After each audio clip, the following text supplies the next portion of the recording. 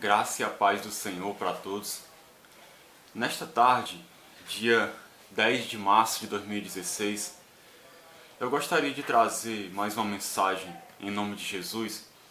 Dessa vez, eu gostaria de trazer um alerta que eu considero muito importante para a igreja nos dias atuais, principalmente para a igreja evangélica, porque esse alerta diz respeito a coisas que têm acontecido no meio da igreja evangélica. Recentemente eu citei uma pessoa do meio evangélico que já faleceu, chamado de Kenneth Hagin, e eu falei desse homem me referindo a ele como um falso profeta. Teve pessoas que se escandalizaram com isso. Acharam talvez que eu estava exagerando, estava julgando um homem de Deus. Então eu quero, queridos, sabe, por amor a Deus, por amor à vida dos irmãos, daqueles que são cristãos, eu quero trazer um alerta para as pessoas, usando como base aqui a palavra de Deus. Não quero atacar a pessoa do Kenneth Hagin, mas eu quero aqui mostrar na palavra de Deus como os seus ensinamentos são contrários ao que a palavra de Deus diz. Então nós temos que abrir os nossos olhos, ter cuidado com o que a gente está aprendendo, com o tipo de ensinamento que a gente está ouvindo, com aquilo que a gente está dando crédito. Então eu quero trazer um alerta aqui para vocês em nome de Jesus. E primeiramente eu vou ler aqui uns textos da Bíblia para fundamentar o que eu vou dizer. Primeiramente eu vou ler um texto de 1 João capítulo 4, que fala sobre os falsos profetas e os verdadeiros crentes. E a palavra de Deus diz assim: Amados, não deis crédito a qualquer espírito, antes provai os espíritos, se procedem de Deus, porque muitos falsos profetas têm saído pelo mundo afora. Ou seja, o que está dizendo aqui é o seguinte: não dê crédito para qualquer pessoa que está falando aí, movido por um espírito, que pode não ser o Espírito de Deus, porque no mundo nós temos o Espírito de Deus agindo, falando através dos verdadeiros profetas, como nós temos espíritos malignos, falando através de falsos profetas. O espírito do anticristo que já está no mundo. Então nós não podemos dar crédito para qualquer espírito. E a palavra de Deus diz que nós temos que provar os espíritos se procedem de Deus. Ou seja, testar tudo aquilo que esses espíritos estão falando. Porque tudo que uma pessoa fala sobre Deus, existe um espírito por trás, ou o Espírito Santo ou um espírito maligno, falando aquilo. Então nós temos que provar para ver se o espírito procede de Deus ou não. E como é que se prova? Como é que se testa? O nosso referencial é a palavra de Deus. É através da Bíblia que nós testamos os espíritos, que nós provamos para ver se é o Espírito de Deus que está falando ou não. E Deus quer que a gente faça isso. Deus quer que a gente faça essa prova, que a gente teste para ver se o ensinamento procede de Deus ou não. Por quê? Porque Deus não quer que a gente seja enganado. Deus quer que a gente siga a verdade. Deus quer que a gente ande na verdade. Então nós não podemos aceitar qualquer ensinamento que qualquer pessoa chega ensinando. Nós temos que ser como os crentes de Bereia, que testaram até mesmo para ver se o que Paulo estava ensinando era de Deus ou não. Continuando, o texto diz assim: Nisto reconheceis o Espírito de Deus. Todo espírito que confessa que Jesus Cristo veio em carne é de Deus. Todo espírito que não confessa Jesus não procede de Deus. Pelo contrário, esse é o espírito do anticristo, a respeito do qual tendes ouvido que vem e presentemente já está no mundo. Filhinhos, vós sois de Deus e tendes vencido os falsos profetas, porque maior é aquele que está em vós do que aquele que está no mundo. Eles procedem do mundo, os falsos profetas. Por essa razão falam da parte do mundo, e o mundo os ouve. Quantas pessoas não estão aí seguindo os falsos profetas? Porque são do mundo. Então eles falam do mundo, o mundo os ouve. Nós somos de Deus, aquele que conhece a Deus nos ouve, ou seja, aquele que está em Deus, que prega a palavra de Deus, aqueles que são de Deus vão ouvi-lo. Então teste o que eu vou falar hoje aqui. Você não é obrigado a aceitar, mas olhe se o que eu vou dizer aqui está dentro da palavra de Deus ou não. Se você achar que não está, você rejeita. Senão você vai reconhecer que eu estou falando da parte de Deus, se eu mostrar aqui na palavra, e então você aceita. Não porque sou eu, mas porque é a palavra de Deus que eu vou falar hoje aqui. Nós somos de Deus, aquele que conhece a Deus nos ouve, aquele que não é da parte de Deus não nos ouve. Nisto reconhecemos o espírito da verdade e o espírito do erro, ou seja, o espírito do engano. Então, esse texto mostra claramente como nós temos que julgar as profecias, julgar os espíritos, testar os espíritos. É bom a gente aprender isso aqui, porque quando a gente vai falar de alguém, ou dos ensinamentos de uma pessoa, melhor dizendo, logo se levanta alguém para dizer assim: olha, você não pode julgar o irmão. Julgar é pecado. Você não pode falar mal do irmão. E as pessoas não entendem que o próprio Deus quer que a gente teste os espíritos, se procedem de Deus ou não. E que a gente tem que fazer um julgamento, tem que fazer uma análise, para poder saber se a gente vai receber aquele ensinamento ou não. E o próprio Deus nos aconselha a fazer isso. Eu não vou julgar a vida da pessoa. Deus é quem vai julgar cada um. Mas aquilo que as pessoas ensinam, dizendo que está vindo da parte de Deus, nós temos a obrigação de julgar, para ver se é de Deus ou não. Como o próprio Deus disse aqui, que nós temos que provar os espíritos se procedem de Deus. Por quê que nós temos que provar? Como diz aqui, versículo 1, porque muitos falsos profetas têm saído pelo mundo afora. Então, por ter muitos falsos profetas pelo mundo afora, eu tenho que provar para saber o que é de Deus e o que não é. Veja o que a palavra de Deus diz também em Deuteronômio, capítulo de número 13. A respeito dos falsos profetas. Quando o profeta ou sonhador se levantar no meio de ti e te anunciar um sinal ou prodígio, e suceder o tal sinal ou prodígio de que te houver falado. Olha, o sinal e o prodígio se sucedeu. E disser: vamos após outros deuses que não conheceste e sirvamo-los. Não ouvirás as palavras desse profeta ou sonhador, porquanto o Senhor vosso Deus vos prova, para saber se amais o Senhor vosso Deus de todo o vosso coração e de toda a vossa alma. Andareis após o Senhor vosso Deus, e a Ele temereis, guardareis os seus mandamentos, ouvireis a sua voz, a Ele servireis, e a Ele vos achegareis.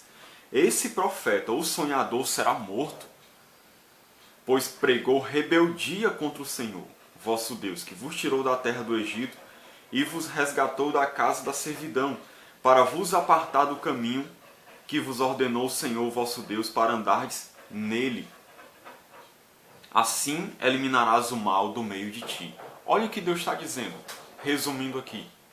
Se um profeta vier a ti, e mesmo que ele faça sinal ou prodígio, se ele levar vocês a se apartar de mim, se ele levar vocês a irem contra os meus mandamentos, a seguirem a outros deuses, a se rebelarem contra o Senhor, a irem contra aquilo que eu tenho ensinado para vocês, esse profeta, vocês não aceitem ele, vocês não o sigam, vocês têm que andar após o Senhor, como fala aqui. Ouvireis a sua voz e a ele servireis. Então ele diz aqui, ó, não ouvirás as palavras desse profeta. Não ouçam a palavra desse profeta. Se ele está falando mentira, não é da parte de Deus, não ouça. Porque o Senhor vos prova, ou seja, o Senhor permite que se levantem essas pessoas como um meio de provar até o seu povo. Para que o seu povo mostre que ama a Deus de verdade, se apegando a Deus e a sua palavra. Então nós temos que ter cuidado com os falsos profetas. Agora, querido, eu quero falar outra coisa com você, Por que citar nomes? Eu citei aqui o nome do Kenneth Hagin e vou mostrar o porquê que ele se enquadrou na categoria de falso profeta. Embora muita gente hoje no meio da igreja evangélica ache que ele é um grande homem de Deus, e as igrejas evangélicas estão seguindo seus ensinamentos da teologia da prosperidade, da confissão positiva, seguindo as suas doutrinas estranhas, bebendo desta fonte. Ele é o pai do movimento da palavra da fé. Seminários foram criados baseados nos seus ensinamentos. Muita coisa tem sido ensinada baseado nos ensinamentos desse homem. Esse homem é praticamente o pai da teologia da prosperidade nos dias atuais. E tem feito um grande mal à igreja. Mas muitas pessoas não estão se dando conta. Muitas pessoas leem os seus livros, muitas pessoas veem os seus ensinamentos, pregam seus ensinamentos nas igrejas de hoje. Isso é comum. Tanto do Kenneth Hagin como dos seus seguidores, como é o Bispo Macedo, R.R. Soares, Valdomiro Santiago, Benny Hinn, Valnice Milhões, René Terranova, todos esses da teologia da prosperidade e confissão positiva. As pessoas têm seguido hoje em dia. Olha o que a palavra de Deus diz em 2 Timóteo 4,10. Com relação a essa questão de citar nomes. Porque quando a gente cita nome, as pessoas acham que a gente está pecando. Veja como é que Paulo procedia. Porque Demas, tendo amado o presente século, me abandonou e se foi para a Tessalônica. Crescente foi para a Galácia, Tito para a Dalmácia. Ele cita Demas, que tinha amado o presente século, alertando Timóteo da situação desse homem que tinha apostatado da fé. Segundo Timóteo 4,14, Paulo diz assim: Alexandre, o latoeiro, causou-me muitos males. O Senhor lhe dará a paga por suas obras. Tu guarda-te também dele, fala no versículo 15, porque resistiu fortemente às nossas palavras. Olha, Paulo alerta Timóteo, Alexandre causou-me muitos males. E tu guarda-te dele, Timóteo. Ou seja, tem cuidado com esse homem. Se protege dele, dos seus ensinamentos, porque ele resistiu às nossas palavras. Resistiu às palavras de Deus que a gente tem ensinado. Então, Timóteo, tenha cuidado com este homem. Olha só o alerta de Paulo, irmãos. E citando pelo nome, para que Timóteo soubesse quem era. 1 Timóteo 1, 19 e 20 diz assim: mantendo fé e boa consciência, porquanto alguns, tendo rejeitado a boa consciência, vieram a naufragar na fé. E dentre esses se contam Himeneu e Alexandre. Ele cita o nome daqueles que vieram a naufragar na fé, os quais entreguei a Satanás para serem castigados, a fim de não mais blasfemarem. Isso está em 1 Timóteo 1, 19 e 20. Paulo então cita claramente aqui, para quê? Para que Timóteo tivesse cuidado. Veja outra exortação de Paulo. 2 Timóteo 2, 16 a 18. Evita igualmente os falatórios inúteis e profanos, pois os que deles usam passarão a impiedade ainda maior. Além disso, a linguagem deles corrói como câncer. A linguagem de quem? Dos falsos profetas. Entre os quais se incluem Himeneu e Fileto.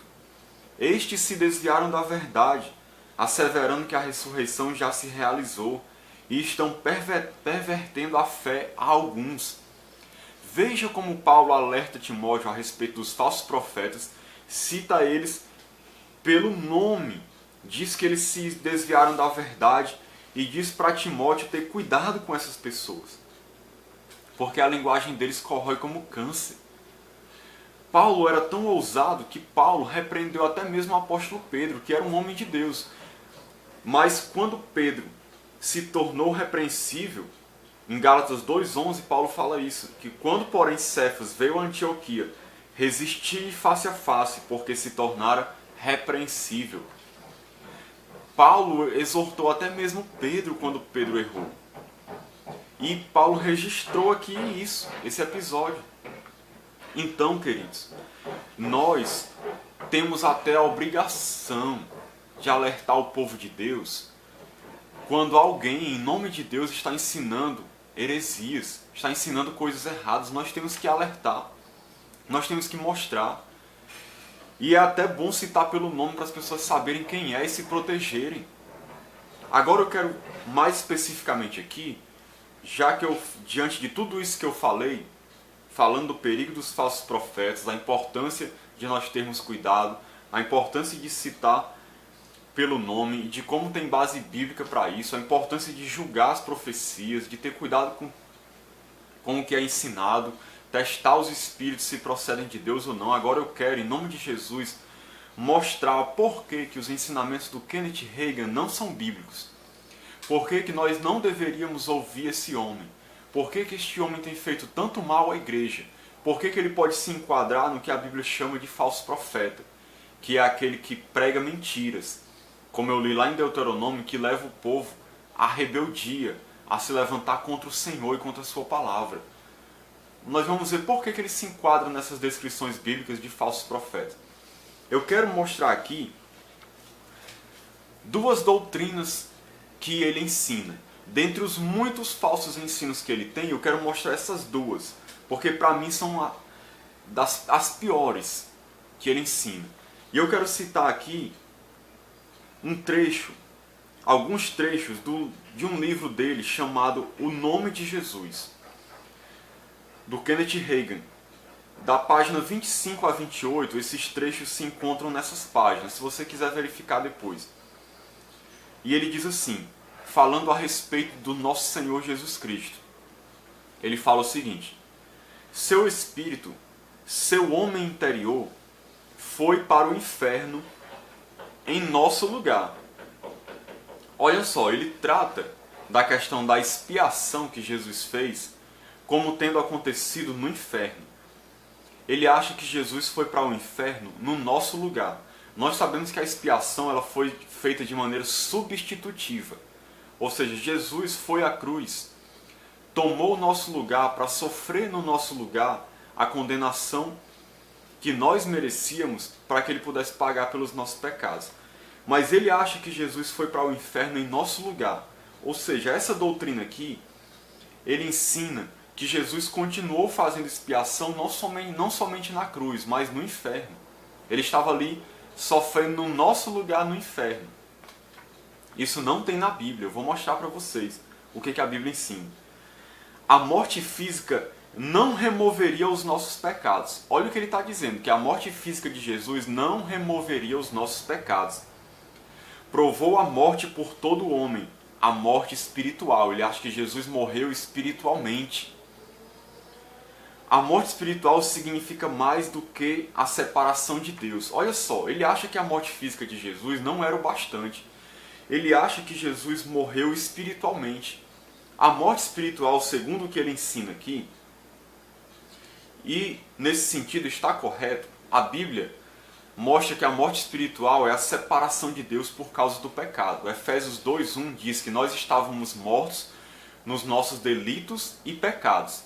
Então, por causa do pecado, da nossa natureza de pecado, nós estamos separados de Deus no estado natural, sem Cristo, mortos espiritualmente. Então ele acha que Jesus experimentou morte espiritual quando estava fazendo expiação pelos nossos pecados. Ele acha que Jesus morreu espiritualmente. E veja o que ele diz que significa essa morte espiritual. Ele diz que significa mais do que a separação de Deus. A morte espiritual significa ter a natureza de Satanás. Ele diz que a morte espiritual significa ter a natureza de Satanás.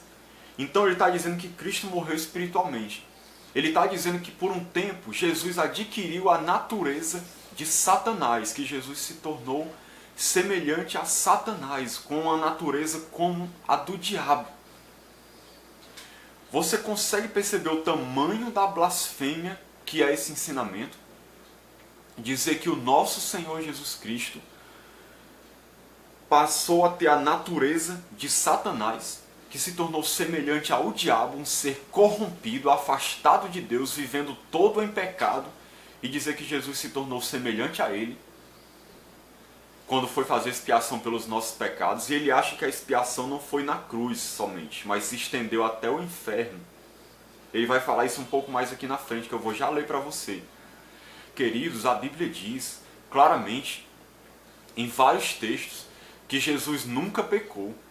Eu vou já ler aqui alguns textos para você, que Jesus nunca pecou, que não havia pecado nele, que ele era totalmente puro, totalmente sem máculas, sem mancha, sem ruga. Em nenhum momento da sua vida houve pecado nele. Em nenhum momento da sua vida a sua natureza foi pecaminosa, nunca. Ele foi totalmente perfeito e puro. Veja só o quanto é sério isso aqui que ele afirmou, que Jesus morreu espiritualmente, e morrer espiritualmente significa ter a natureza de Satanás, segundo Kenneth Hagin. Então ele acha que Jesus realmente passou a ter uma natureza de pecado como a gente. Uma natureza corrompida pelo pecado, semelhante à do diabo. Veja o tamanho da blasfêmia. Se a gente acreditar nisso aqui, várias doutrinas bíblicas vão cair por terra. Primeiro, nós não vamos poder dizer que Jesus é o mesmo ontem, hoje e para sempre. Porque nós vamos ter que dizer que por um momento Jesus foi semelhante ao diabo. Foi um homem em pecado, com natureza pecaminosa. Ou seja, Jesus deixa de ser imutável. Outra coisa, outro atributo de Deus que Jesus não poderia ter, a santidade. Nós nunca mais poderíamos dizer que Jesus é santo e sempre foi santo. Porque nós teríamos que admitir que por um momento Jesus não foi santo, foi pecador, foi semelhante ao diabo, teve uma natureza como a do diabo.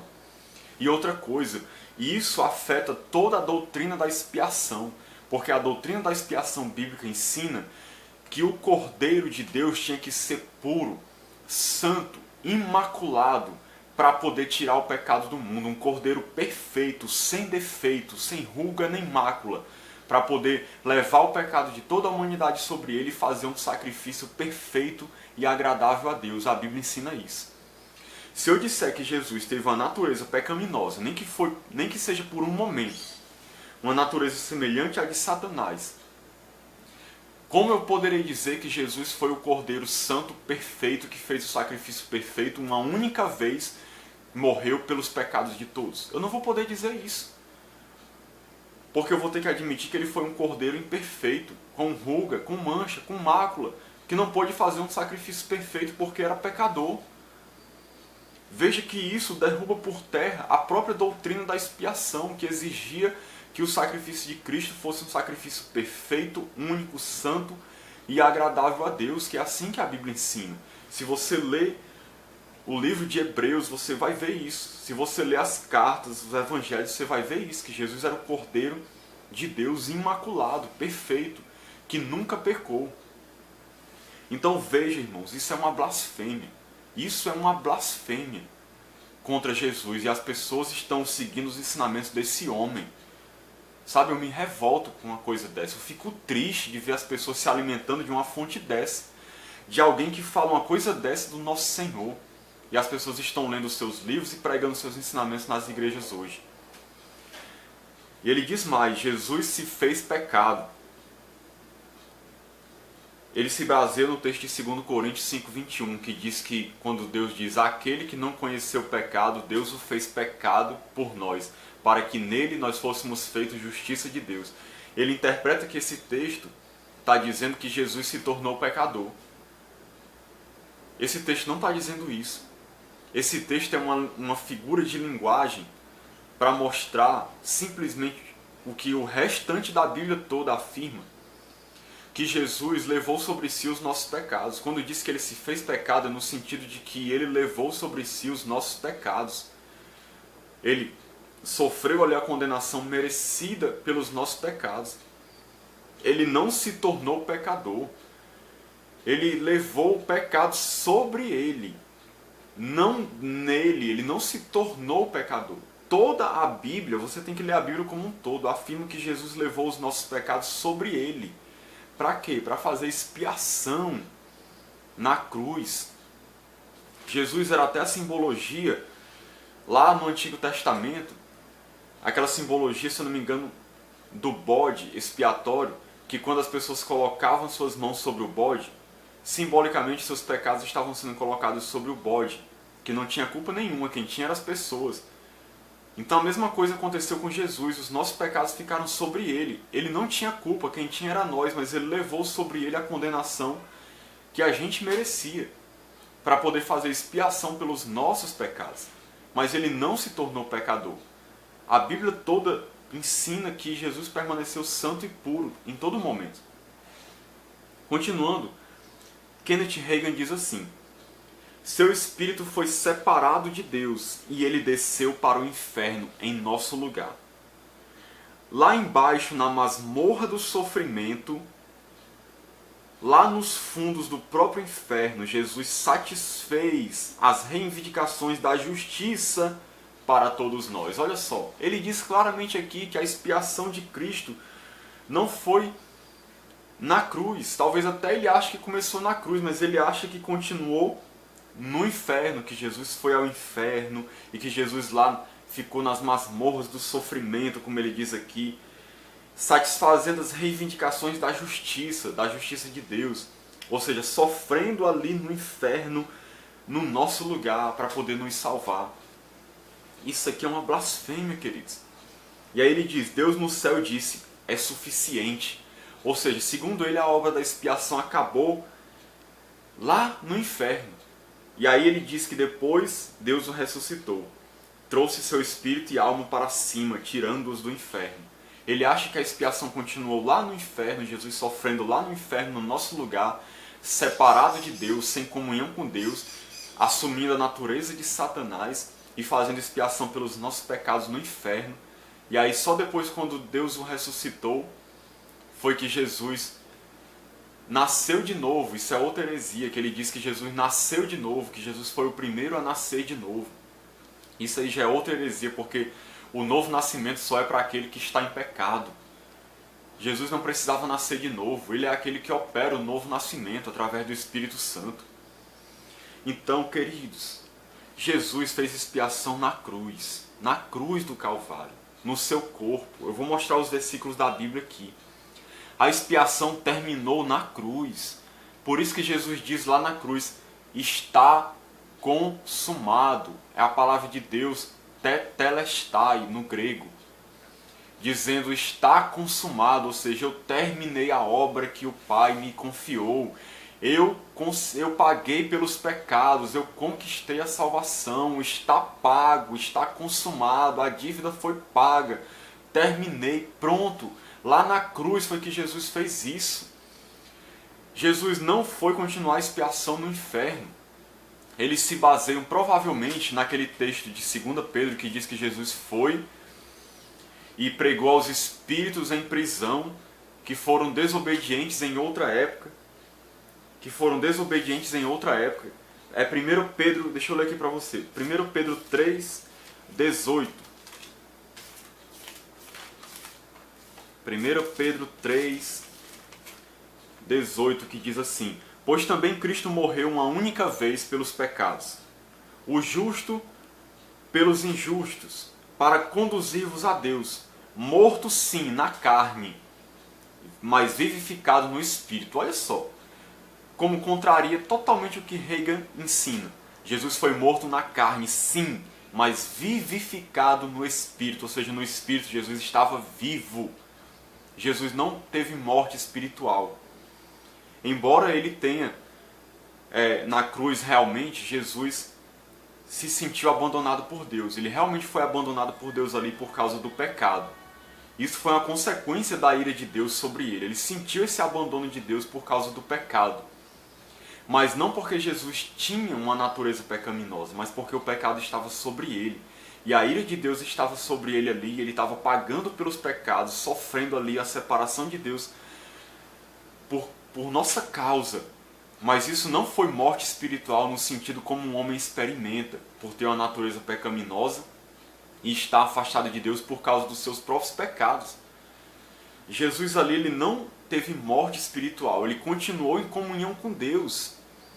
O Pai Então, na cruz, Jesus não sofreu uma morte espiritual como um homem sofre. O Pai esteve o tempo todo com ele. Apenas o que aconteceu foi que o Pai não mais manifestou a sua presença ali junto com Cristo. Jesus se sentiu só, se sentiu abandonado por causa do pecado. Por causa do pecado que ele levou sobre ele, mas a sua natureza não se transformou numa natureza pecaminosa, semelhante a Satanás.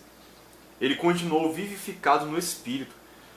E o versículo 19 de 2 Pedro diz: no qual também foi e pregou aos espíritos em prisão, os quais noutro tempo foram desobedientes, quando a longanimidade de Deus aguardava nos dias de Noé, enquanto se preparava a arca, na qual poucos, a saber, 8 pessoas foram salvos através da água.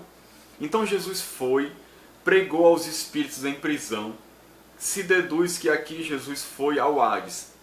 É provável que ele tenha ido realmente ao Hades, pregou aos espíritos em prisão, aquelas pessoas que foram desobedientes na época de Noé, como diz aqui.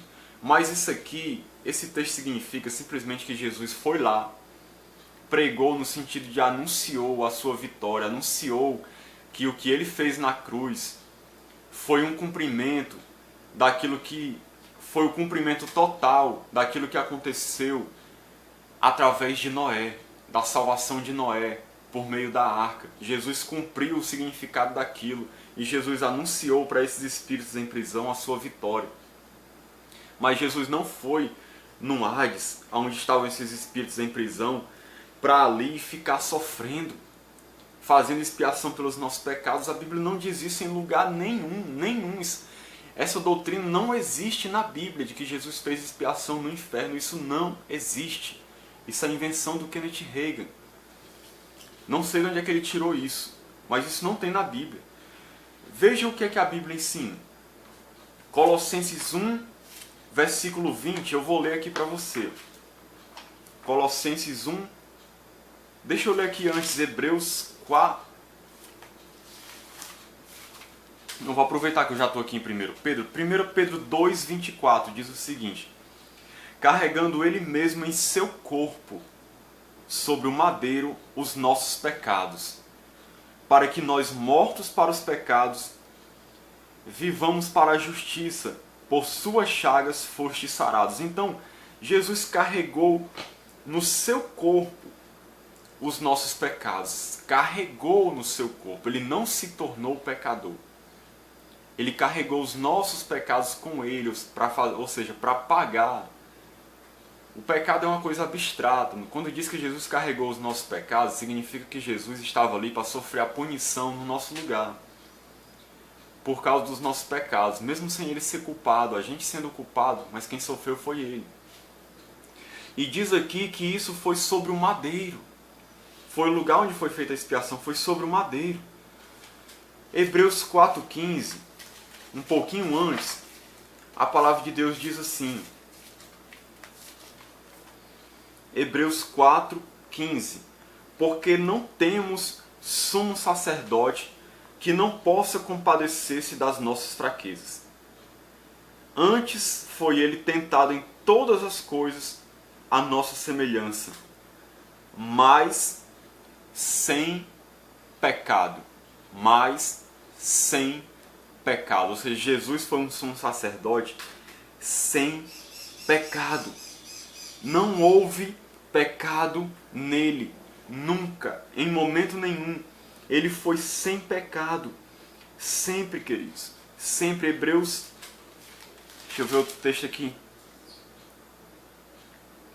Hebreus 7:26, com efeito nos convinha um sumo sacerdote como este, Jesus, santo, inculpável, sem mácula, separado dos pecadores e feito mais alto do que os céus. Louvado seja o Senhor Jesus, que não tem necessidade, como os sumos sacerdotes, de oferecer todos os dias sacrifícios, primeiro por seus próprios pecados, depois pelos do povo, porque fez isto uma vez por todas, quando a si mesmo se ofereceu. Então, Jesus, por ser santo, inculpável, sem mácula, separado dos pecadores, feito mais alto do que os céus, ele não precisa oferecer sacrifício por si mesmo. E nem mais oferecer sacrifícios pelo pecado do povo. Ele ofereceu uma vez só, porque ele era perfeito. Como é que Kenneth Hagin vem dizer que Jesus, nem que seja por um momento, teve a natureza de Satanás, que se tornou como nós, uma pessoa corrompida, cheia de pecado? Veja a blasfêmia que isso é. Como isso vai contra a santidade de Deus, a santidade de Cristo. Como isso afeta a glória de Deus. Isso é um ponto fundamental da fé, queridos. Isso é um ponto fundamental. Isaías 53, 5 e 6. Deixa eu ler aqui para você. Olha, eu estou mostrando aqui a palavra de Deus, o que a palavra de Deus nos ensina. Né? Isaías 53, 5 e 6. Mas ele foi traspassado pelas nossas transgressões e moído pelas nossas iniquidades. O castigo que nos traz a paz estava sobre ele, e pelas suas pisaduras fomos sarados. Todos nós andávamos desgarrados como ovelhas, cada um se desviava pelo caminho, mas o Senhor fez cair sobre ele a iniquidade de nós todos. Ou seja, ele levou sobre ele os nossos pecados. Ele morreu pelas nossas iniquidades para que nós fôssemos sarados. A nossa iniquidade estava sobre ele, queridos, mas ele mesmo não tinha pecado. O pecado era nosso. Ele não passou a ter uma natureza pecaminosa.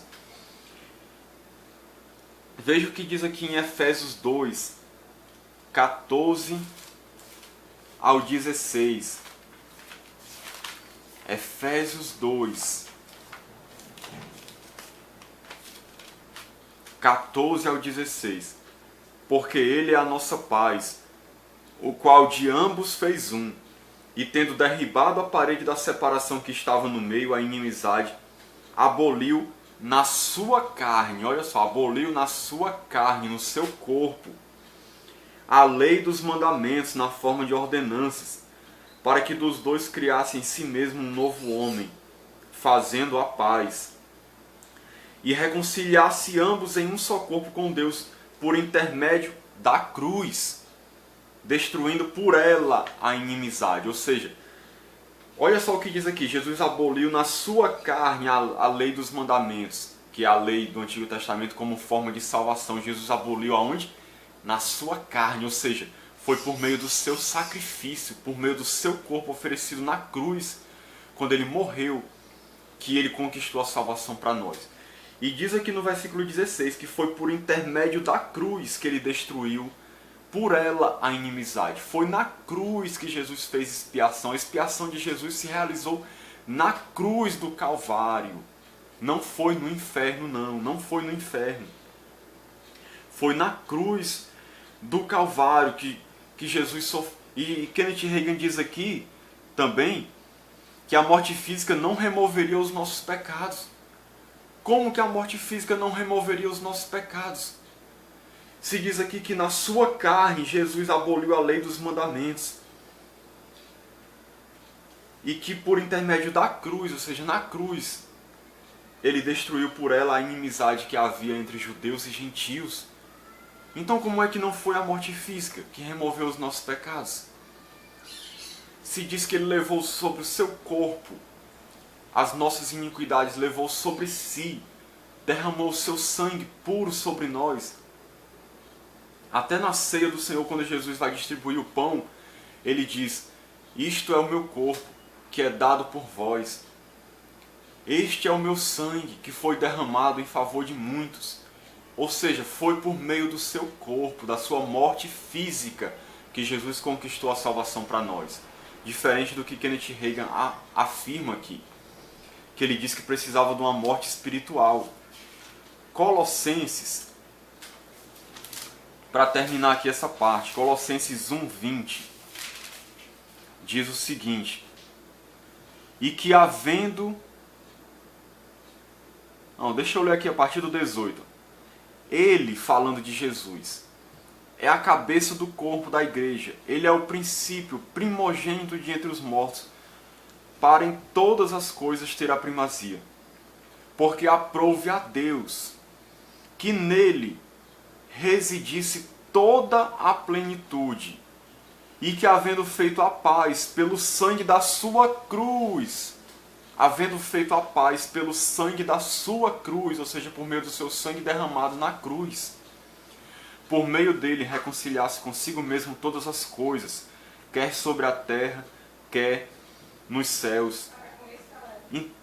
Então, queridos, nós vemos aqui que Jesus, havendo feito a paz pelo sangue da sua cruz, foi pela sua morte física na cruz que ele trouxe salvação.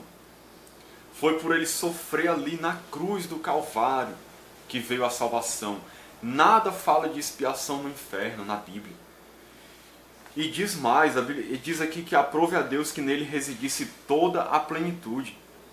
O livro de Hebreus diz também que em Jesus habita toda a plenitude da divindade. Que nele habita toda a... Eu vou ler aqui para você, ó, no livro de Hebreus.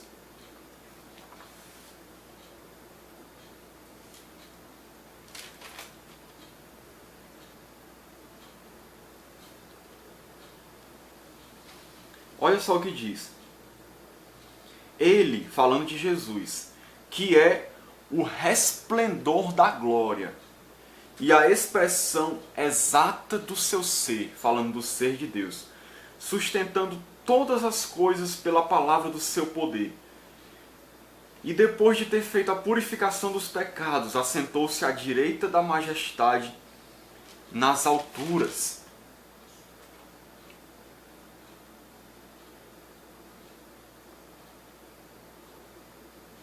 Então, querido, Jesus é aquele que é o resplendor da glória de Deus, é o resplendor, e a expressão exata do ser de Deus. Jesus falou para os discípulos assim: quem vê a mim, vê o Pai. Então você acha que uma pessoa que toda a plenitude habitava nele, como diz Colossenses, que é a expressão exata do ser de Deus, que é o resplendor da glória de Deus, que disse para os discípulos: quem vê a mim, vê o Pai. Você acha que alguém assim, em algum momento, teve a natureza de Satanás? Veja o tamanho dessa blasfêmia, queridos. Veja o tamanho dessa blasfêmia de dizer que Jesus teve a natureza de Satanás. Alguém que era o esplendor da glória de Deus, a expressão exata do seu ser, ou seja, totalmente perfeito, Deus encarnado. E alguém dizer que por um momento ele teve a natureza de Satanás, isso é uma blasfêmia imensurável. Como é que alguém assim pode ser um profeta de Deus? Como é que as pessoas ainda ouvem um homem desse? Eu fico me perguntando. Como é que as pessoas ainda seguem os ensinamentos de alguém assim? Só pode estar muito sem discernimento, ou então nunca nasceu de novo alguém para seguir os ensinamentos dessa pessoa. E outro ensinamento dele, para finalizar aqui, que ele diz assim, no livro Palavra da Fé, página 14, ele diz assim, Kenneth Hagin: você é tanto a encarnação de Deus quanto Jesus Cristo foi. Cada homem que nasceu de Deus é uma encarnação e o cristianismo é um milagre. O crente é uma encarnação tanto quanto o foi Jesus de Nazaré. Olha só que blasfêmia.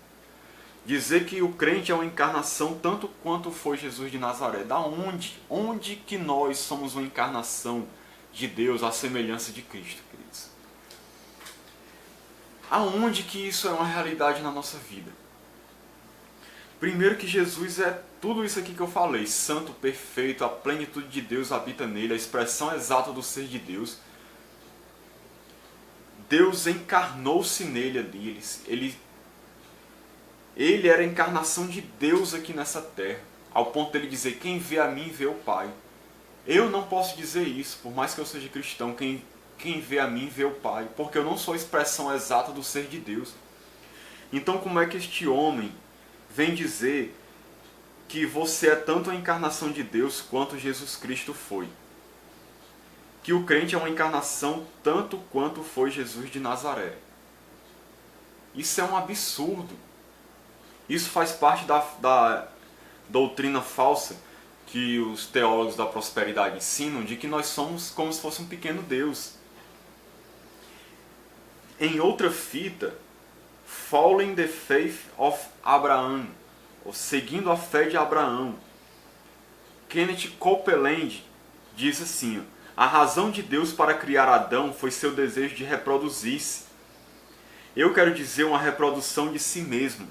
Ele, Adão, não era um pouquinho como Deus. Ele não era quase como Deus. Ele não estava nem mesmo subordinado a Deus. Adão é Deus manifestado na carne. Veja como é que eles pensam. Que nós somos como se fosse um Deus pequeno.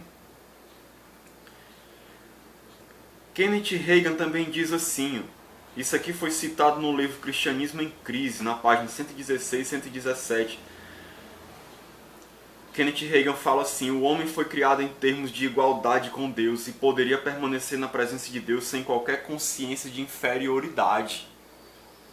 Permanecer na presença de Deus sem qualquer consciência de inferioridade. Eles acham que nós somos criados em termos de igualdade com Deus. Deus nos criou tão parecidos com Ele quanto possível. Ele nos fez seres do mesmo tipo dele mesmo. O homem vivia no reino de Deus, vivia em pé de igualdade com Ele. O crente é chamado de Cristo. Eis quem somos. Somos Cristo. É uma maneira blasfema deles quererem nos equiparar a Deus. De como se nós fôssemos um pequeno Deus. Nos coloca em igualdade com Deus. Agora, por que eles ensinam isso? Porque eles ensinam um evangelho antropocêntrico, onde o homem é elevado a uma estatura semelhante a Deus, como se fosse Deus. Por quê? Porque aí tudo gira em nosso meio. Isso tem a ver com a doutrina que eles ensinam também, da confissão positiva, que você, como é um Deus, você é como se fosse um pequeno Deus, você está em pé de igualdade com Deus, que eles ensinam aqui. Então você tem, as suas palavras têm poder. Para tudo que você disser acontecer, o que você declarar se torna realidade, porque você tem autoridade.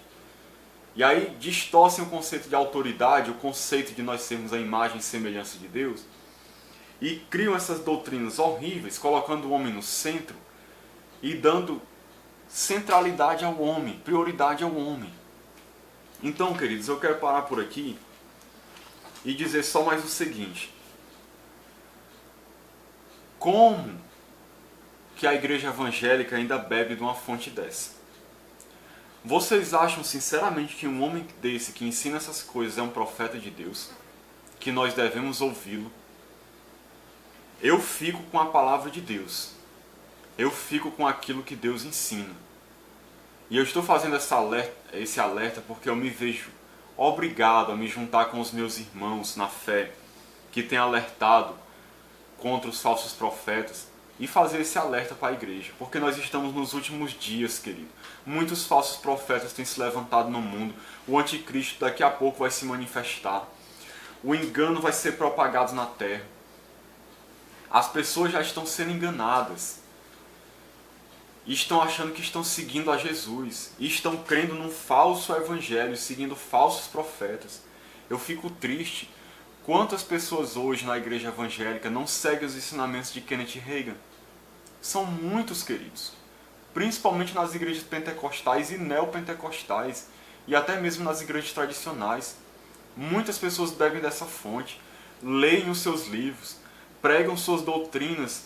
As doutrinas desse homem nas igrejas. Eu vejo direto as igrejas ensinando essas coisas.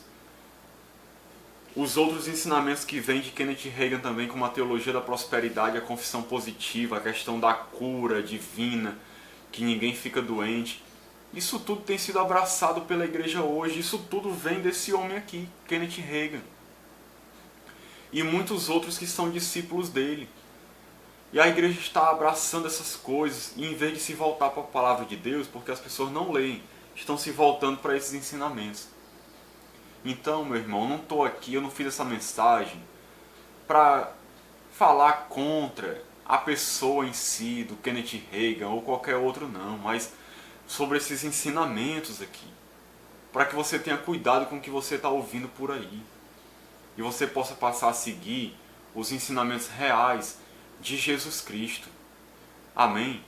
Então, que Deus nos abençoe, nos dê discernimento espiritual.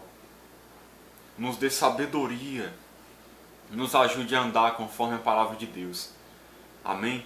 Então que Deus nos abençoe, em nome de Jesus.